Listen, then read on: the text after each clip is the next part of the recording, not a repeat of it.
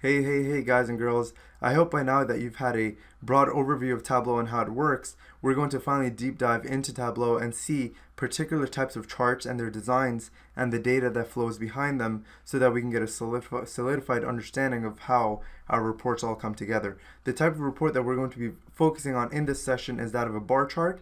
It's actually the simplest type of report in my opinion, and probably the one that's easiest to understand when starting out with Tableau. And we can always increase in complexity, and we will be moving on, but let's take a look at a bar chart in the very first case. Now, what I want to do, and I wanted to drive this habit into you guys as well, is that you should always be looking at your data before you go into Tableau, because what that allows you to do is two main things. One, it makes sure that your data is really clean and that when it comes in as a reliable data source with no data reliability issues or repetition issues and things like that, all of which can be fixed within Tableau, but it's best to see these things and mitigate these problems before they're brought into Tableau, and you know, that's mainly for speed as well as reliability purposes.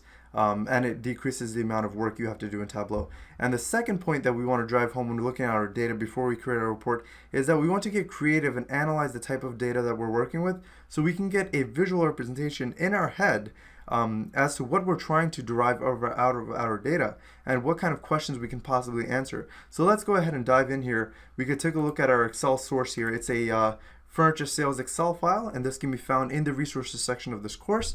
And what the first thing you'll notice when you open this up is that we have two different tabs. We have a July sales tab and we have an August sales tab. And for this particular example here, we're going to be focusing on the July sales. And the reason I have both of these tabs in here is because we're going to go over how to bring in data sources once again, just to make sure you guys are seeing things repeatedly so that you have the most effective learning experience here with this course. So we're going to keep these two tabs here within this single file. That way we can see how to bring in just a single tab in Excel into our Tableau report when we have multiple tabs. Because essentially, although we have one data source here for a workbook, we actually have two different tables because we have two different tabs in Excel. And Tableau will interpret this as two different types of tables when bringing in a single data source. So we'll be working with the July sales here, and let's take a look at the data that we have here, shall we? We can see that we have actually 6 different columns. We have, let's go ahead and try to expand this.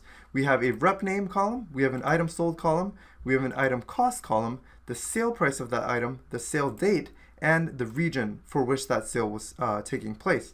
Now, this is a furniture sales Excel spreadsheet here, so what we're looking at are all of our different rep names as well as the items they sold, the cost of that item to us as the company selling them, the sale price at which we sold it, and the sale date, which is all for July 2018 as we can see. And the format here is that we have our day, the month, and the year in that particular format. And we also have finally our region column here. Now, one thing I want to point out here when we're looking at this data, and this is what I meant by when you look at the data, you should try to analyze what you're looking at before you go into Tableau to avoid confusion and make sure that you really understand your data.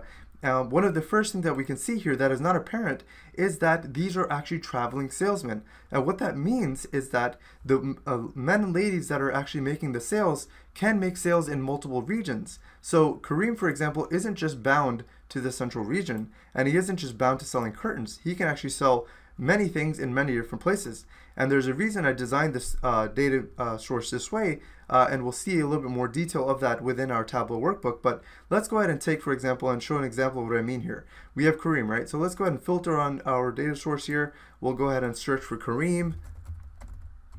All right, and we can see that the Kareem rep name is making sales in multiple regions. He's making sales in Central, West, North, another sale in Central, a sale in South, and he's selling all different types of things at different sales prices here. And another thing we can see is that the item cost never changes and the item sale price of that item never changes. So what that means is the item cost for curtains is always $64.99 and it will always sell for $90. So what we probably can derive here is that anytime you sell a certain item, he will always make the same profit on that item. So we can see curtains sold on the 14th of July 2018, he sold them for $89.99, and we can also see curtains he sold here on July 8th, their cost was $64 and he sold it for $89.99. The same goes for rugs, tables, and everything else, and lamps as well.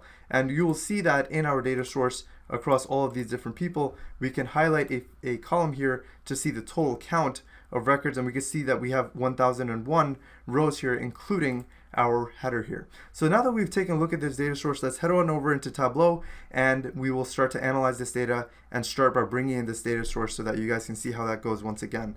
My goal is to try to reiterate as many of these things as possible, because the more repetition you see, the more times you see things, the better learning experience you have, and the higher chances that you'll be able to remember those things. So let's go ahead, guys. That's it for this section here. I just want to show you the data source. So let's go ahead and head on into Tableau, and I will see you there. I'm very excited. I hope you are too. Let's get right into it. See you then.